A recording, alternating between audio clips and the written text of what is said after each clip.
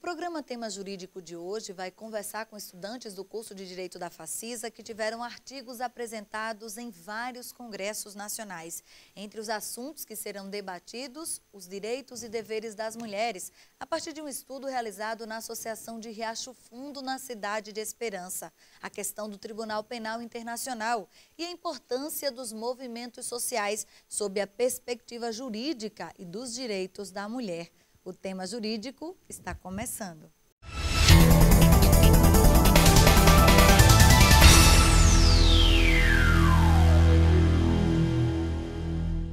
E a gente começa o Tema Jurídico hoje conversando com a estudante do curso de Direito da Facisa, Cíntia Letícia de Araújo, que escreveu o artigo Tecendo Identidades das Mulheres e Promovendo o Direito a Ter Direitos, experiências na Associação de Riacho Fundo, na cidade de Esperança. O trabalho foi selecionado como o melhor artigo para compor um livro do Congresso Brasileiro da Barriguda, um evento organizado pelo curso de Direito da UEPB. Cíntia, seja bem-vinda ao Tema Jurídico. Obrigada por aceitar o nosso convite. Cíntia, diante desse estudo que você realizou lá na cidade de Esperança, qual a análise que você fez em relação à vida das mulheres lá na associação? Olá, Júlia, muito obrigada pela oportunidade. Bom, eu venho trabalhando com a questão de gênero desde a época da minha graduação em História e venho desenvolvendo ele ao longo do tempo. Hoje, como estudante de Direito da Facisa, eu consegui dar ao meu artigo um viés jurídico. Então, ao trabalhar a questão da identidade, a questão de gênero das mulheres, lá nessa associação de Riacho Fundo, eu vi que a associação veio emancipar as mulheres nesse espaço. Diferentemente de outras associações, essa associação tem um fator econômico baseado no trabalho artesanal. As mulheres de lá são voltadas ao trabalho artesanal, diferentemente de outras comunidades que são baseadas nas atividades rurais. Então, quando eu venho trabalhar a questão de gênero, de identidade com essas mulheres no âmbito jurídico, eu vejo a importância e a relevância desse tema. Em decorrência da academia, hoje em dia está dando bastante ênfase à questão de gênero. E nós podemos ver e perceber, diante de vários ramos do direito, a cobertura que ele dá nesse sentido. Nós temos o direito civil, que trabalha justamente a questão das novas modalidades de família, numa sociedade pós-moderna, a qual nós vivemos, a exemplo da união estável.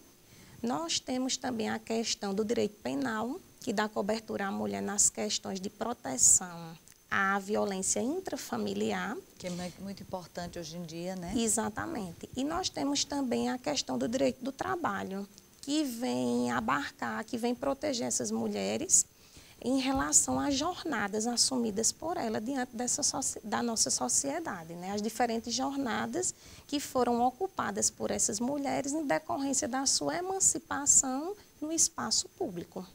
Essa questão da mulher hoje ter várias atribuições, trabalho, casa, filhos, ela se emancipou, mas em contrapartida, me parece que nós tivemos uma sobrecarga de atividades, de responsabilidades. Isso aparece lá no seu estudo também? Com certeza. É a chamada tripla jornada. Exato. Não é? Durante muito tempo, se percebeu, se viu que as atividades das mulheres eram voltadas até o século XX, até o século XIX, no âmbito familiar. Era baseada na fixidez e nos vínculos familiares, onde a mulher ocupava apenas o papel de filha, de mãe, de esposa. Então, a partir da segunda metade do século XX, a partir do movimento cultural de 1968, houve os movimentos feministas que foram uma bandeira de luta para os direitos feministas, né? Os direitos dessas mulheres, que ganhou mais expressividade, que ganhou mais dinamismo e onde houve a expansão dessas mulheres para diferentes lugares e espaços dentro da nossa sociedade. Então, o que foi que aconteceu? As mulheres começaram a ocupar diferentes espaços e lugares dentro da sociedade, mas, em contrapartida, elas não deixaram o espaço público. Quer dizer, o espaço privado veio se interrelacionar com o espaço público. Então, isso, de certa forma, trouxe uma sobrecarga para a mulher. À época, o senso comum da época, né, a sociedade paternalista, ainda arraigada de valores machistas, chamavam essas mulheres de supermulheres, diante de tantas atividades e atribuições que elas desempenhavam. Isso frente às atribuições dela, ou então a uma certa resistência que eles tinham por essa atuação das mulheres no espaço público. Então, hoje, a gente vê muita mulher reclamar, né? Essa ocupação minha, essa conquista ao espaço público foi muito bom, mas, em contrapartida, veio uma sobrecarga para mim, diante de uma jornada longa de trabalho, porque hoje a mulher passa o dia trabalhando na esfera pública e, quando chega em casa, ainda tem suas atribuições na esfera privada. Então, ampliou, né, esse leque de atividades, de responsabilidade. E, de certa forma, também sobrecarregou a mulher. E numa sociedade ainda um pouco machista, sim, porque nós assumimos as diversas atribuições e o homem não. Exatamente. Né? Ele quer trabalhar e, muitas vezes, alguns dos homens, nós não podemos generalizar, mas eles não querem também dividir, colaborar, contribuir. Agora, deixa eu te perguntar outra coisa. Dentro dessa perspectiva, dessa discussão, e diante da sua análise também, o que é que você percebe ainda, Cíntia, como entraves nos direitos? Ou seja, o que é que a mulher ainda precisa conquistar? Ou o que é que ela ainda sofre nesse contexto todo, apesar de toda a evolução, de todas as conquistas que ela conseguiu? Exatamente. Olha só, Júlia, as mulheres, né, elas tiveram diferentes conquistas dentro desse nosso espaço, né? Exemplo da conquista de cargos eletivos, né, de mandatos eletivos, como a gente tem hoje, que foi uma grande conquista na nossa sociedade, né? A exemplo da presidenta que ocupou esse cargo tão importante, né? E diferente de outras também, né, que a mulher, aos poucos, veio tendo várias conquistas dentro dessa sociedade. Mas vale ressaltar que a gente ainda vive numa sociedade arraigada de alguns valores machistas, né? Então, a questão da valorização da mulher no âmbito profissional. Há também um estudo, eu já também fiz diferentes estudos sobre isso, em relação ao setor de trabalho, né? Onde em vários setores laborais nós temos mulheres e homens que desempenham a mesma função e há uma diferença salarial, né? Então, a gente vê que ainda tem certas discriminações, né? Certas conquistas que ainda precisam ser alcançadas pelas mulheres. A questão, como você mesmo falou, né? A questão dessa divisão de tarefas, que o homem ainda tem em mente que certas atividades são voltadas para a mulher dentro do espaço privado. E, na verdade, se houvesse a partilha, a colaboração de ambos, seria bem mais fácil para a mulher executar diferentes atividades. Com certeza. Então, a gente ainda tem muitas coisas na nossa sociedade que precisa ganhar uma dimensão maior em referência aos olhares, né? Em contrapartida da mulher, né? A mulher ainda sofre preconceitos e muitas coisas, e que isso, ao longo do tempo, tem que ser mudado. Isso vale para o trânsito, isso vale também para a questão da violência, que é esse detalhe que eu quero falar contigo. Com relação à violência, Cíntia, quais são os dados que você observa em relação aos direitos da mulher em combate a essa questão da violência? Ou seja, são grandes ainda os índices de violência contra a mulher, os homens ainda se prevalecem disso?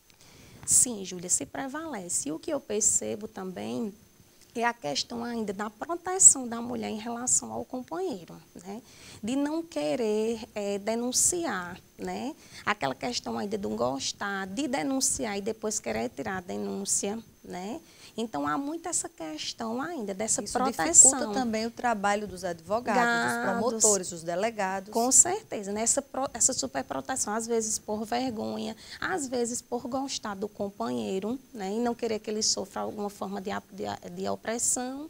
Então, eu acho que ainda a mulher tem que amadurecer muito em questão em relação a essa ideia. Às vezes, a dependência financeira também contribui. Exatamente. Perante a sociedade, em ter aquela pessoa, ainda tem mulheres que é baseada muito em questões tradicionalistas, né? Em ter um companheiro, em ser casado, e não querer demonstrar à sociedade que, de repente, está só. Né, que não tem mais a presença daquele companheiro, ou achar que é incapaz de sobreviver sem a presença dele.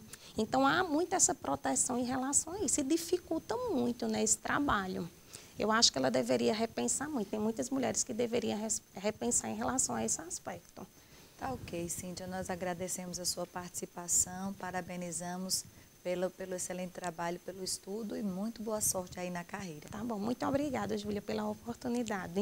Ok. Nós vamos a um rápido intervalo e voltamos daqui a pouco com o tema jurídico, abordando várias questões do direito. A gente volta já.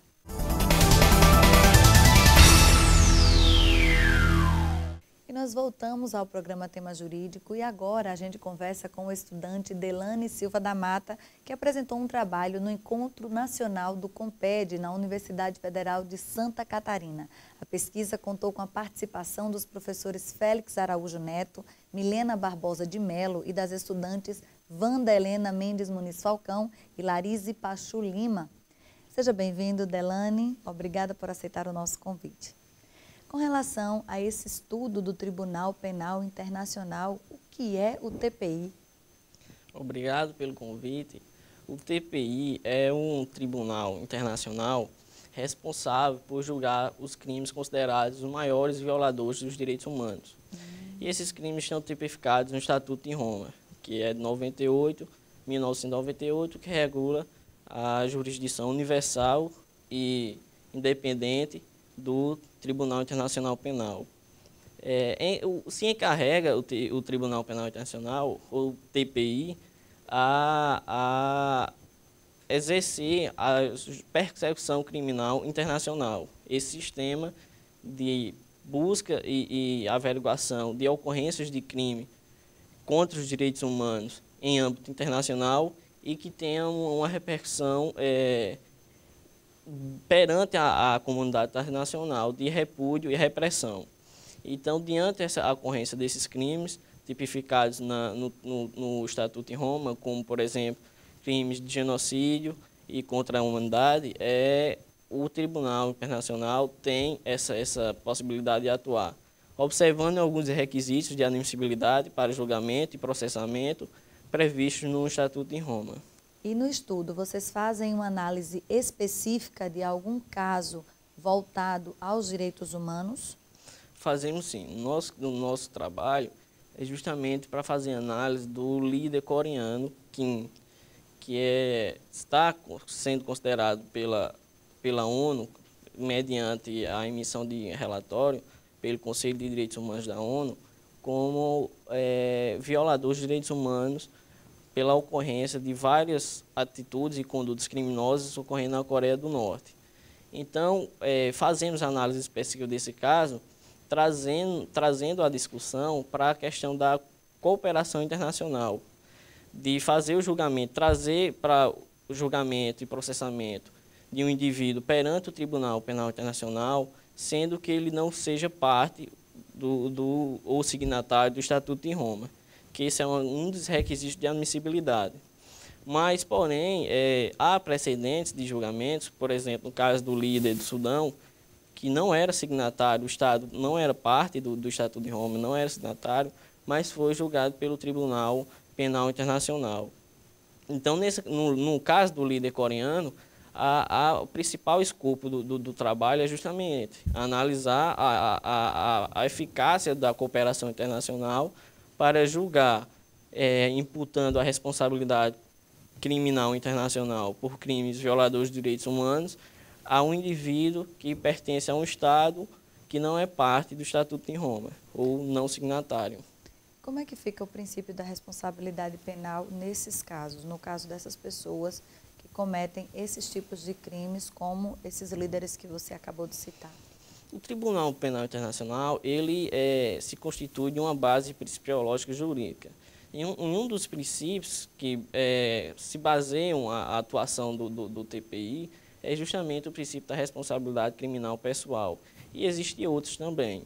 Mas, trazendo a discussão do princípio da responsabilidade criminal, é importante ressaltar que o TPI ele não julga ou não atua sua jurisdição sobre o Estado, mas sim contra os indivíduos que são os autores dos crimes praticados contra os direitos humanos. Então, é nessa perspectiva que o Tribunal Penal Internacional atua. Então, no caso do trabalho, do caso analisado no trabalho, é justamente do líder coreano Kim. Por quê? Porque não o Tribunal Penal Internacional não julgará, caso aconteça, o Estado da Coreia do Norte, mas sim os agentes que estão cometendo as infrações tipificadas no Estatuto de Roma perante o próprio tribunal, e sim, ou seja, a responsabilidade pessoal do indivíduo que comete o crime contra a humanidade, por exemplo, que é um dos crimes tipificados no Estatuto de Roma e descrito no relatório do Conselho de Direitos Humanos da ONU, como que está ocorrendo lá na Coreia do Norte. E qual é o cenário específico que vocês avaliam lá na Coreia do Norte? Como tem sido a atuação desse líder em relação a esses crimes contra a humanidade? É assim, a prática lá, tendo como o relatório da ONU, que tem várias provas de depoimentos, provas documentais, que demonstram, que revelam a ocorrência de várias infrações, por exemplo, crimes de abusos sexuais, privação de alimentos, mortes, desaparecimentos de pessoas, enfim, várias condutas criminosas que estão ocorrendo lá e que possuem uma repercussão internacional. E o relatório da ONU, pelo Conselho de Direitos da ONU, foi justamente para demonstrar, evidenciar a ocorrência desses crimes na Coreia do Norte. E, diante a percepção desse cenário, tomar medidas perante a ordem internacional para que venha a ser reprimida essas condutas. Uhum. Então, diante essa real situação na Coreia do Norte, suscitou a questão da punição, da repressão a esses crimes considerados como contra os direitos humanos. Então, aí é que nasce a ideia de se utilizar do TPI, o Tribunal Penal Internacional, que exerce jurisdição universal e é um tribunal independente, para que venha atuar nesse caso. E aí entra especificamente casos como esse. Exatamente. E aí a grande questão, a discussão do trabalho é justamente isso. Porque como a Coreia do Norte não é Estado parte, não é signatário do Estatuto de Roma, ser o Estado parte signatário, ser um dos requisitos de admissibilidade para julgamento, processamento e julgamento no tribunal, que mecanismos vão ser utilizados para que o TPI possa interferir nesse caso. Essa é a análise. Exatamente. Ok, Delane. Agora, deixando só um pouquinho o estudo de lado, mas trazendo um pouquinho dessa discussão para a realidade dos direitos humanos em si, aqui no nosso país, você como estudante de direito que está fazendo essa análise, como é que você vê essa questão dos direitos humanos sendo tratada especificamente aqui no nosso país? A partir da emenda constitucional 45, ganhou um importante destaque. Por quê? Porque a partir com a emenda constitucional 45, a Constituição prevê que, no artigo 5º, que o Brasil tornará, no caso, na época, ia se tornar signatário do Estatuto de Roma, do Tribunal Penal Internacional, que, posteriormente, veio a ser ratificada a assinatura do Brasil para ser signatário do Estatuto de Roma. Então, em casos como esse, por exemplo, o TPI pode intervir. No caso do Brasil, o TPI presente os requisitos de admissibilidade, por exemplo, que seja evidente a ocorrência de algum crime tipificado no Estatuto no Brasil, e no Brasil não se tenha, por exemplo, iniciado a persecução contra aquela infração criminal, não estejam tendo medidas para reprimir aquela punição, aí o TPI pode atuar. O TPI poderia intervir no caso. Ok, Delane, muito obrigada por sua participação. Parabéns pelo estudo, porque é bem detalhado aí, traz uma questão bem diferenciada e boa sorte. Obrigado. Nós vamos fazer uma rápida pausa, mas voltamos daqui a pouco, não saia daí.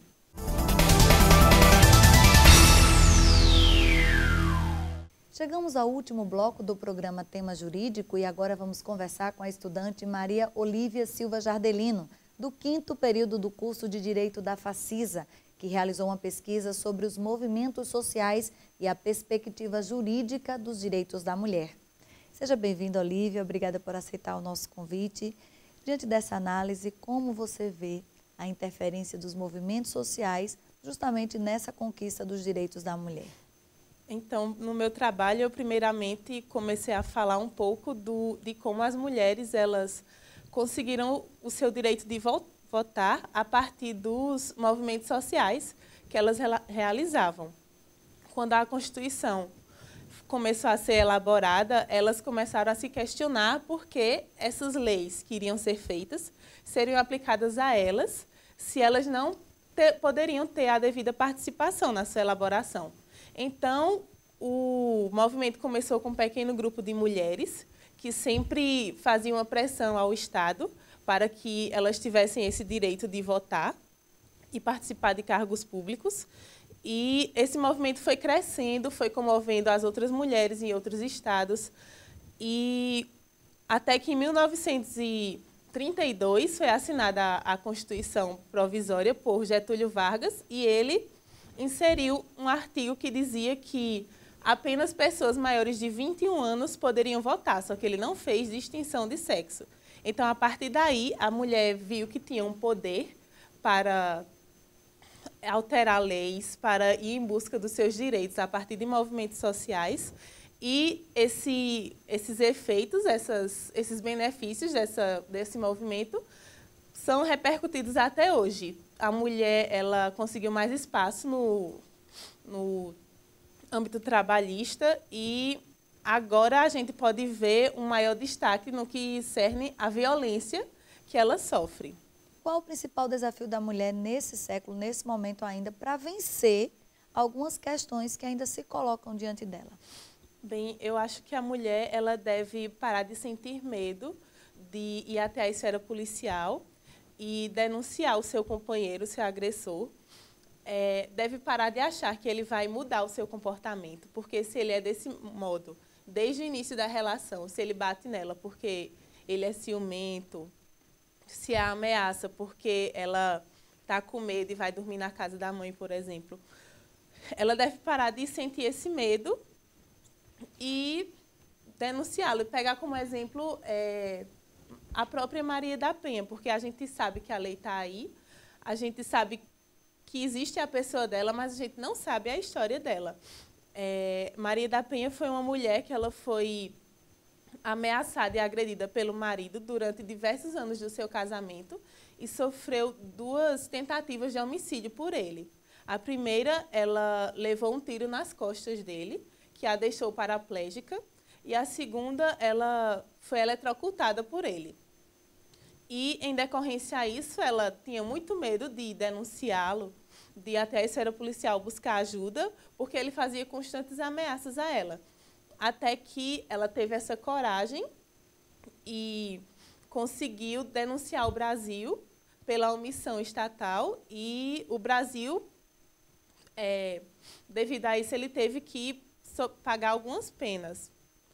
E uma dessas penas foi a alteração na legislação e a introdução da Lei Maria da Penha ao ordenamento jurídico. Tanto que, antes dessa lei, da Lei Maria da Penha, o artigo 129 do Código Penal, no parágrafo 9º, ele diz que a pena será aumentada se ela for cometida contra a mulher, ascendente, descendente, o homem prevalecendo-se da sua relação doméstica. E essa lei ela introduziu uma pena a esse parágrafo, que é a detenção de 3 meses a 3 anos. Se fosse uma lesão corporal normal, não considerasse essa característica, seria só de 3 meses a 1 ano. E a lei também ela introduziu a esse artigo o parágrafo 11, que diz que se o crime ocorrido nesse parágrafo 9º for contra a pessoa paraplégica, a pena aumenta de 1/3. Então, graças à coragem que Maria da Penha teve de denunciar o seu marido, ela conseguiu alterar a lei do nosso ordenamento jurídico e proteger muitas outras mulheres e encorajá-las a fazer a mesma coisa. Ou seja, o direito da mulher não está restrito apenas aos tribunais, mas ela os conquista a partir do momento que ela busca, que ela luta e que ela tem coragem. É isso que o seu trabalho quer mostrar. Exatamente. Porque a gente costuma achar muito que a gente tem que só recorrer à letra fria da lei, aos tribunais, mas só que o direito, ele surge de uma fonte material, que são o que acontece na esfera pública, na sociedade, que são esses conflitos que provocam o Estado, que fazem pressão no Estado. A pensar, a refletir melhor aquela questão. Melhor. E a, consequentemente, introduzir mais leis no ordenamento, ou então modificá-las. É.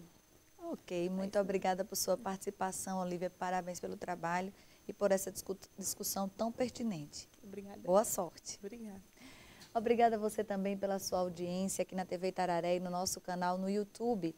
Um bom final de semana e até sábado que vem com mais um tema jurídico da Facisa.